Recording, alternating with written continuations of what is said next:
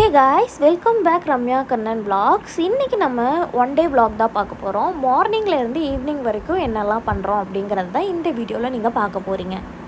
நம்மளோட சேனலை first time பார்க்குறீங்க அப்படின்னா சப்ஸ்கிரைப் பண்ணி பெல் ஐக்கானை கிளிக் பண்ணிக்கோங்க. அப்போ தான் நான் போடுற வீடியோஸ் உங்களோட நோட்டிஃபிகேஷனுக்கு வரும்.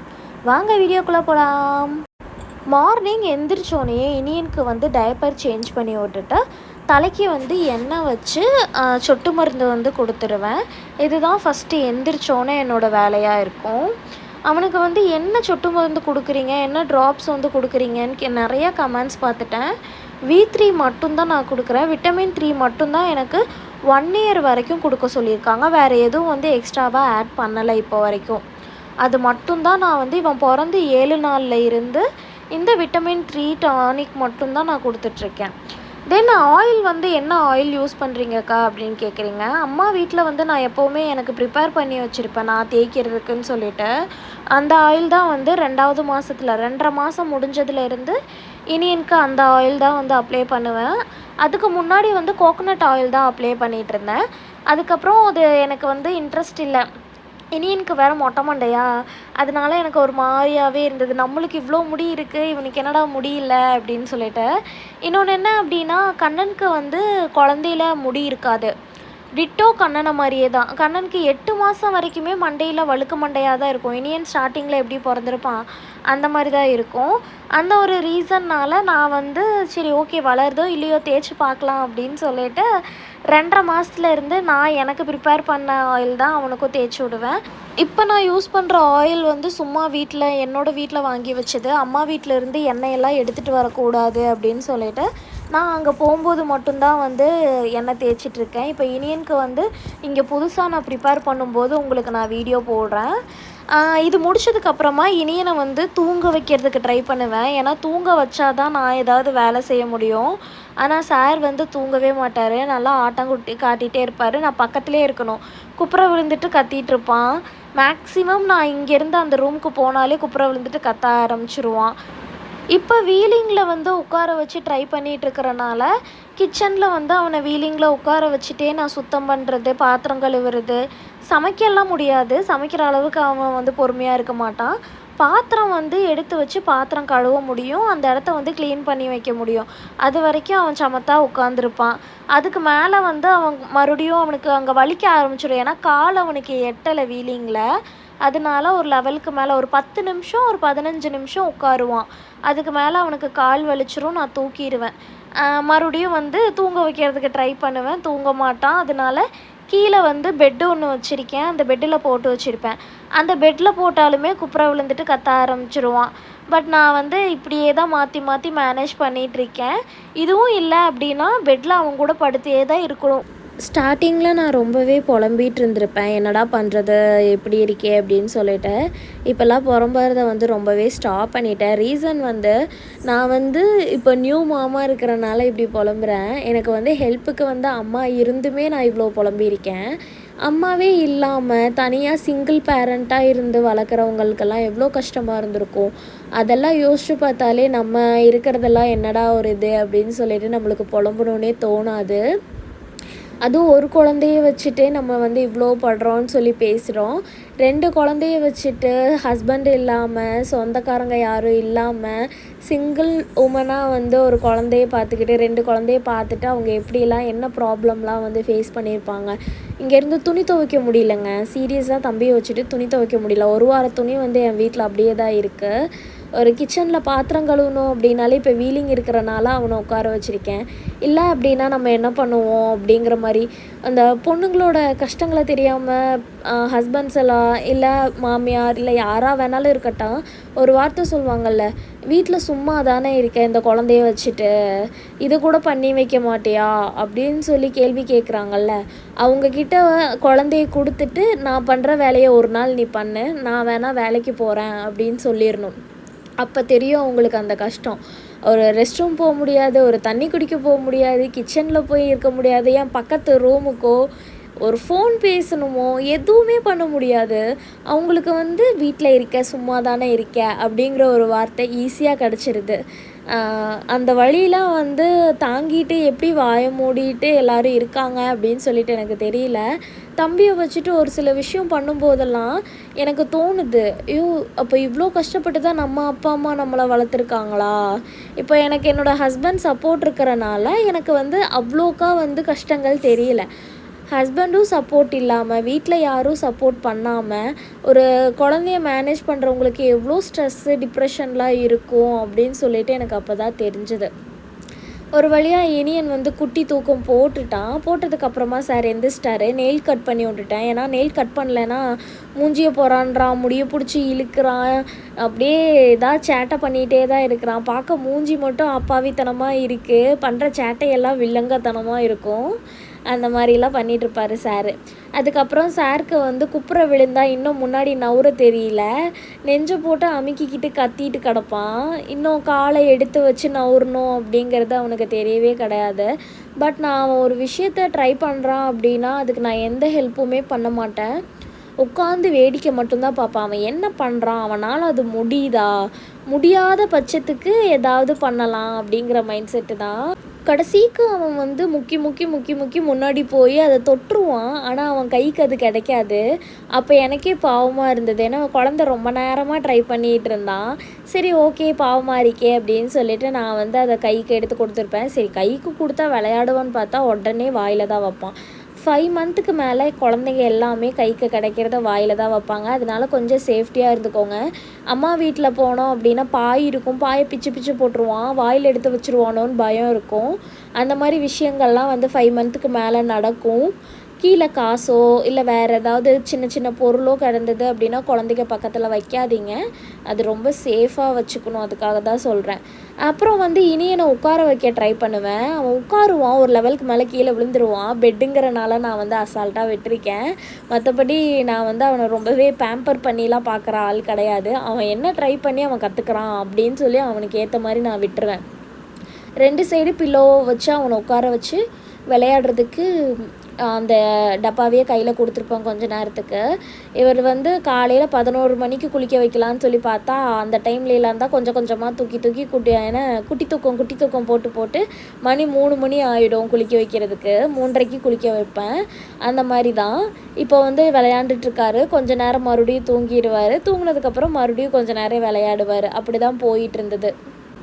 கொஞ்ச நேரம் தொட்டிலில் போட்டு உட்கார்ந்துருந்தேன். அதுக்கப்புறம் கண்ணன் வந்துட்டாங்க. கண்ணன் வந்தோன்னே கண்ணனுக்கு வந்து நிறையா அட்வைஸ் பண்ணுவேன் நான். நம்ம பேசுகிறத வந்து அவங்க கேட்குறாங்களோ இல்லையோ பிடிச்சி உட்கார வச்சு பேசணும், அதெல்லாம் என் மைண்ட் செட்டில் இருக்காது. நான் பேசுகிறத அவன் நல்லா தெளிவாக கேட்பான். அதில் நல்லது இருந்தது அப்படின்னா அதை எடுத்துப்பான். இல்லை அப்படின்னா அவனுக்கு என்ன தோணுதோ அதை என்கிட்ட ஷேர் பண்ணுவான். நிறைய பேசினா தான் ஒரு நல்ல அண்டர்ஸ்டாண்டிங்கே வரும். அதை ஃபஸ்ட்டு எல்லார் வீட்லேயும் ட்ரை பண்ணுங்கள். நானும் கண்ணனும் வந்து ஏதாவது ஒன்று வந்து எங்களுக்கு செட் ஆகாத மாதிரி இருந்தது அப்படின்னா ஷேர் பண்ணுவோம். இப்போ உட்காந்து ஷேர் பண்ணுறதுக்கு ரீசன் என்ன அப்படின்னா, சாருக்கு இப்போ தான் பைக்குக்கு 20,000 செலவு பண்ணேன். அது வந்து ஸ்டார்ட் ஆக மாட்டேது. கேட்டால் பேட்ரி இஷ்யூ அப்படின்னு சொல்லிவிட்டு அதுக்கு தண்டை செலவு பண்ணணுன்னு அதுக்கு 1800 என்னமோ கேட்டான். சரி அது பார்த்தா அதுவும் பிரச்சனை இல்லையாம்மா, வேறு ஏதோ பிரச்சனையாம்மா, பேட்ரி நல்லா தான் இருக்குதுன்னு சொல்லிட்டு. அது முடிஞ்சதுக்கப்புறமா ஃபோனை வந்து இப்போ தான் போன மாதம்தான் வந்து டிஸ்பிளே மாற்றி கொடுத்தேன். மறுபடியும் டிஸ்பிளேவை உடச்சி வச்சுருக்கான். இந்த மாதிரி தண்டை செலவு வாரம் மாதம் எனக்கு வச்சிடுறாங்க. அதெல்லாம் அவாய்ட் பண்ணால் தான் நம்ம வந்து இன்னும் கொஞ்சம் எக்ஸ்ட்ராவாக சேவிங்ஸ் பண்ணி கடனை சீக்கிரமாக அடைக்க முடியும் அப்படின்னு சொல்லிட்டு அவங்களுக்கு உட்காந்து அட்வைஸ் பண்ணிகிட்ருப்பேன். ஆக்சுவலாக அவங்க வேணும்னு பண்ணலை. அவங்களுக்கு இப்போது வந்து டைம் சரியில்லை. அவங்க மீனம் ராசி இந்த டைம் சரியில்லை, இதெல்லாம் நான் பார்க்கவே மாட்டேன். ஆனால் அதெல்லாம் ஆட்டோமேட்டிக்காக வந்து இப்போ ஸ்க்ரோல் பண்ணும்போது வருதா, அதனால உட்காந்து கேட்குறனால எனக்கு ஒரு வேளை இப்படி இருக்குமோ, ஆட்டோமேட்டிக்காக அவனுக்கும் அப்படி தானே நடக்குது அப்படிங்கிற மைண்ட் செட் ஆகிடுச்சு. அதனால் நானும் அவங்கக்கிட்ட பெருசாக சண்டையெல்லாம் போட்டுக்கிறதில்ல. உட்காந்து பொறுமையாக சொல்லுவேன், இப்படி இருக்காதடா, இந்த மாதிரி பண்ணுடா அப்படின்லாம் சொல்லிவிட்டு. அதுக்கப்புறம் தம்பி வந்து தூங்கி எந்திரிச்சோன்னே கொஞ்சம் நேரம் கண்ணன் வந்து விளையாடுவாங்க. அதுக்கப்புறம் கண்ணனை வந்து கடைக்கு அமுச்சு விட்டுட்டேன். நீ போய் ஏதாவது வாங்கிட்டு வா அப்படின்னு சொல்லிவிட்டு அவனும் வந்து கடைக்கு போயிட்டாங்க. அப்புறம் கொஞ்சம் வேலை இருக்குதுன்னு சொல்லிவிட்டு அவங்க வெளியில் போயிட்டாங்க. அந்த டைமில் தான் வந்து இனியனை குளிக்க வைக்கலாம் அப்படின்னு சொல்லிட்டு, ஏன்னா அவங்க ஒரு 2-2:30க்கு வந்தாங்களா அப்படின்னு தெரியல, அந்த டைமுக்கு வந்துட்டாங்க. நான் வந்து ஒரு 3-3:30க்கு தம்பியை குளிக்க வைப்பேன். தம்பிக்கு வந்து இந்த சட்டியில் வந்து ஒரு சட்டி வந்து சுடுதண்ணி சூடு பண்ணிடுவேன். அரிசி இருக்குல்ல, அந்த அரிசியை வந்து கழுவி அந்த தண்ணியை வந்து எடுத்து வச்சுருவேன். அதில் தான் வந்து அவன் பிறந்ததுலேருந்து அந்த அரிசி கழுவின தண்ணியில் தான் வந்து குளிக்கிறான். இது வந்து உடம்புக்கு நல்லது குழந்தைகளுக்கு. அதனால ட்ரை பண்ணி பாருங்கள். நல்லா வலுவாக இருப்பாங்க, சத்தாக இருப்பாங்க, நல்லா எந்திரிச்சு நிற்கிறது, உட்காருறது அப்படின்னு சொல்லிட்டு நிறையா விஷயத்துக்கு இந்த அரிசி தண்ணி வந்து ஹெல்ப்ஃபுல்லாக இருக்கும். நான் யூஸ் பண்ணுறது இது தான். வடித்த தண்ணியான்னு கேட்குறீங்க, வடித்த தண்ணி இல்லை. ஆனால் நான் சாப்பாடு வடிக்க தான் செய்வேன், குக்கரில் வைக்க மாட்டேன். அதுக்கப்புறமா வந்து தம்பிக்கு வந்து என்ன யூஸ் பண்ணுறீங்க ப்ராடக்ட் எல்லாமே நான் டெடிபாரோட தான் யூஸ் பண்ணுறேன். இப்போ வந்து சோப்புக்கு பதிலாக பாடி வாஷ் யூஸ் பண்ணிகிட்ருக்கேன். அந்த பாடி வாஷ் வந்து உண்மையாகவே நல்லா இருக்குது, ட்ரை பண்ணி பாருங்கள். எல்லாமே வந்து காஸ்ட் வைஸ் வந்து ஜாஸ்தி டெடிபாரோடது. ஆனால் 100% வந்து சோப் ஃப்ரீ அப்படிங்கிறனால நல்லா இருக்குதுன்னு சொல்லிட்டு நான் அதுதான் யூஸ் பண்ணிகிட்ருக்கேன். அவனை குளிக்க வச்சுருவேன். குளிக்க வச்சதுக்கப்புறமா வந்து தொடச்சோனையே நான் அவனுக்கு பாடி லோஷன் யூஸ் பண்ணுவேன். பாடி லோஷனும் வந்து அவனுக்கு டெடிபாரோட தான் யூஸ் பண்ணுறேன். நல்லா இருக்குது. வேறு எந்த இதுவுமே நான் யூஸ் பண்ணலை. எல்லோரும் கேட்குறீங்க, அக்கா இனியன் கலர் ஆகிட்டான் என்னக்கா யூஸ் பண்ணுறீங்க அப்படின்னு சொல்லிட்டு. ஆக்சுவலாக குழந்தைங்க பிறந்து 3 மாதத்தில் கொஞ்சம் கலர் டிஃப்ரெண்ட் வரும். ஆனால் பழைய கலர் வந்துடும். ஏன்னா அதுக்கப்புறம் தானே அவங்க வந்து இன்டேக் வந்து எடுத்துக்கிறாங்க. அந்த மில்க் நம்ம ஃபீட் பண்ணால் அவங்களுக்கு ரத்தம் ஊறும்போது கலர் வந்து ஆட்டோமேட்டிக்காகவே சேஞ்ச் ஆவாங்க. தென் நான் வந்து அவனுக்கு வந்து ட்ரை ஸ்கின்னு தான், எனக்குமே ட்ரை ஸ்கின்னு தான். அதனால் பாடி லோஷன் வந்து ஃபேஸ்க்கும் அதுதான் அப்ளை பண்ணுவேன், பாடிக்கும் அதுதான் அப்ளை பண்ணுவேன். ஃபுல் அண்ட் ஃபுல் அதை அப்ளை பண்ணி முடிச்சதுக்கப்புறமா அவனை வந்து மறுபடியும் தூங்க வைக்கிறதுக்கு ஏதாவது பண்ணி ஆட்டம் கொடுத்துட்ருப்பான். இப்படியே தான் டைம் போயிட்டுருக்கோம் எங்களுக்கு. 3 மணிக்கு மேலே என்ன பண்ணுவோம் அப்படின்னா ஒரு குட்டி தூக்கம் போடுவான். போட்டதுக்கப்புறமா ஒரு 4:30 இல்லைன்னா 5 மணிலேருந்து அவனை தூங்கவே விட மாட்டேன். அப்போ தான் நைட்டு வந்து நல்லா தூங்குவான். 8-9 மணி வரைக்கும் அவங்க அப்பா கூட வச்சுட்டு சத்தம் போட்டுட்டு உருண்டுட்டு பரண்டுட்டு அப்படியே டைம் போயிடும். அப்புறம் வந்து ஒரு 9 மணிக்கு தூங்கினா அப்படின்னா காலையில் 6 மணிக்கு இல்லைன்னா 5:30க்கு அவங்க அப்பாவுக்கு முன்னாடியே எந்திரிச்சு அவங்க அப்பா போகிற வரைக்கும் விளையாண்டுட்ருப்பான். அதுக்கப்புறம் ஒரு குட்டி தூக்கம். இப்படி தான் அவனோட டே ஃபுல்லாகவே போகுது. அவனுக்கு என்னக்கா ஃபீட் பண்ணுறீங்க, உடம்பு வரதுக்கு என்ன பண்ணுறீங்கன்னு கேட்குறீங்க. இப்போவும் சொல்கிறேன், இன்னும் நான் சாலிட் வந்து ஸ்டார்ட் பண்ணவே கிடையாது. அவனுக்கு 5வது மாதம் ஸ்டார்ட் ஆகியிருக்கு. இப்போ 5.5 மாதம் ஆகிருக்கு. வர 12ஆம் தேதி ஆனால் தான் அவனுக்கு 5 மாதம் முடிஞ்சு 6வது மாதம் ஸ்டார்ட் ஆகும். அப்போ தான் நான் வந்து சாலிட் வந்து ஸ்டார்ட் பண்ணலாம் அப்படின்ட்டு இருக்கேன். 6 மாதம் முடியட்டும் அப்படின்னு நினச்சேன். பட் வேண்டாம், இப்போவே ஸ்டார்ட் பண்ணிடலாம் அப்படின்னு சொல்லிட்டு எனக்கு ஒரு தாட் இருக்குது. நான் வந்து ஸ்டார்ட் பண்ண போகிறேன். ஸ்டார்ட் பண்ணும்போது கண்டிப்பாக உங்ககிட்ட ஷேர் பண்ணுவேன். இன்னொன்று வந்து இப்போவும் அவனுக்கு நான் வந்து 12 ஃபீடிங் இல்லைனா 10 ஃபீடிங் பண்ணிட்டு தான் இருக்கேன். 2 மணி நேரத்துக்கு ஒரு டைம் இல்லைனா 3 மணி நேரத்துக்கு ஒரு டைம் கண்டிப்பாக ஃபீட் பண்ணிடுவேன். அதனால தான் அவனுக்கு வெயிட் கெயின் இருக்குது. பாலை தவிர அவனுக்கு வேறு எதுவுமே, தண்ணி கூட நான் இப்போ வரைக்கும் அவனுக்கு கொடுக்கல. மோஷன் கரெக்டாக எப்போவுமே அவன் ஃபீட் பண்ணும்போது தான் போவான். நிறைய பேர் வந்து அக்கா என் குழந்த 5 நாள் மோஷன் போல் 10 நாள் மோஷன் போல் அப்படின்னு சொல்கிறீங்க. ஃபீடிங் கரெக்டாக இருந்தால் கண்டிப்பாக மோஷன் வந்து கரெக்டாக இருக்கும். இனியன் வந்து ஃபீட் பண்ணும்போதே தான் தூங்குவான். அதே மாதிரி ஃபீட் பண்ணும்போதே தான் மோஷனும் போவான். இதை வந்து அவன் ஸ்டார்டிங்லேருந்து பழகின ஒரு விஷயம். முடிஞ்ச அளவுக்கு வயிறு ஃபுல்லாக ஃபீட் பண்ணுங்கள். மதர் ஃபீடிங்காக இருந்தாலும் சரி, பம்ப் ஃபீடிங்காக இருந்தாலும் சரி, வயிறு ஃபுல்லாக கொடுத்தீங்க அப்படின்னா குழந்தைகளுக்கு அந்த ப்ராப்ளம் எதுவுமே வராது. நான் இதை ஆரம்பத்துலேருந்து உங்கள் எல்லாத்துக்குமே சொல்கிறேன். தென் ஹேர் ஃபால் அப்படிங்கிறது நீங்கள் வந்து சரியாக தூங்காமல் இருந்தீங்க, சாப்பிடாமல் இருந்தீங்க, டைமுக்கு சாப்பிட்ல அப்படின்னு இருந்தால் மட்டும்தான் மதருக்கு வந்து ஹேர் ஃபால் இருக்கும். எனக்கு ஹேர் ஃபால் சுத்தமாக கிடையாது. ஏன்னா நான் கரெக்ட் டைமுக்கு தூங்கிடுறேன், கரெக்ட் டைமுக்கு சாப்பிட்றேன். அதெல்லாம் நான் மெயின்டைன் பண்ணுறனால எனக்கு எந்த ஒரு விஷயமுமே புதுசாக இந்த டெலிவரியில் எனக்கு நடக்கலை. நான் எப்பவும் போல தான் இருக்கேன். ஒரு விஷயத்த குழந்தைகளுக்கு நீங்கள் பழக்கி விட தான் அவங்க வந்து அதையே வந்து ட்ரை பண்ணுவாங்க. இப்போ இனியன் நைட்டு தூங்குறதுக்கு ரீசன் வந்து நான் வந்து 4 மணிலேருந்து அந்த 8-8:30 வரைக்கும் விளையாட விடுறனால. அந்த விளையாடுறதுங்கிறது சும்மா அவனை முழிக்க வச்சிட்ருக்கிறது கிடையாது. அவனை கத்த விடுறதுன்னா அவன் கூட பேசுவேன், அவன் கத்துவான், கையை காலை ஆட்டிகிட்டே கிடப்பான். அதுலேயே அவன் டயர்ட் ஆயிடுவான். அப்படி டயர்ட் ஆகும்போது அவனுக்கு கண்டிப்பாக ஸ்லீப் ஆட்டோமேட்டிக்காகவே வந்துடும்.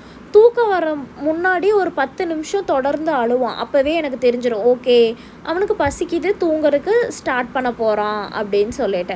அந்த மாதிரி ஒரு விஷயங்கள் குழந்தைகளை நீங்கள் பார்த்துக்கும் போது உங்களுக்கே தெரிய ஆரம்பிச்சிடும். அப்படியே நீங்கள் மெயின்டைன் பண்ணுங்கள். ஓகே, இதோட நம்மளோட வீடியோவை முடிச்சுக்கலாம். வேறு ஏதாவது டவுட்ஸ் இருந்தது அப்படின்னா நம்மளோட கமெண்ட் பண்ணுங்கள். நான் கண்டிப்பாக ரிப்ளை பண்ணுவேன். நெக்ஸ்ட் வீடியோ என்ன வேணும் அப்படிங்கிறதையும் கமெண்டில் மறக்காமல் சொல்லிடுங்க. டாடா பாய், நெக்ஸ்ட் வீடியோவில் பார்க்கலாம். நம்ம சேனலில் நிறைய பேர் சப்ஸ்கிரைப் பண்ணாமல் பார்க்குறீங்க. தயவு செஞ்சு கொஞ்சம் சப்ஸ்கிரைப் பண்ணி எனக்கு கொஞ்சம் சப்போர்ட் பண்ணுங்கள். டாடா.